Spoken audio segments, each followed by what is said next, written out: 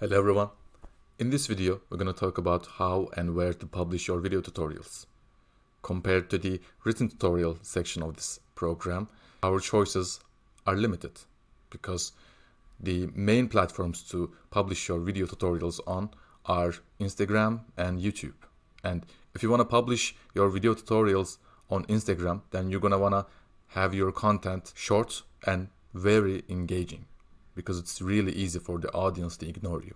But if you want to publish on YouTube, then you're just going to have to follow simple and short list of steps. So this is my personal account. I'm just going to click on create button in here.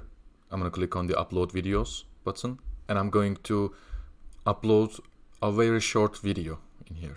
Maybe like our section overview video on the written tutorial section of the program. It's like 38 seconds long, so uploading it is not going to be hard. After it's done, it's going to be processed into HD and SD, so the publishing part can be longer than you think. You can write your title in here and you can write your description in here. Writing a description is not required, but writing a title is. So after you finish those parts, you can just go to the thumbnail part. You can choose one of these thumbnails, or if you have a custom thumbnail, you can just click on this. The important thing is, if you want to publish your technical training or tutorials on YouTube, then you're going to want to click on the no, it's not made for kids part. So while I was talking, the checks have been completed and no issues have been found, so great. I'm going to just click on next. If you want to add subtitles, then you can just use here. But if you want to let YouTube do its thing, then I suggest you don't touch it ever. And I'm going to click on next. Okay, so no issues have been found. No copyright issues have been found.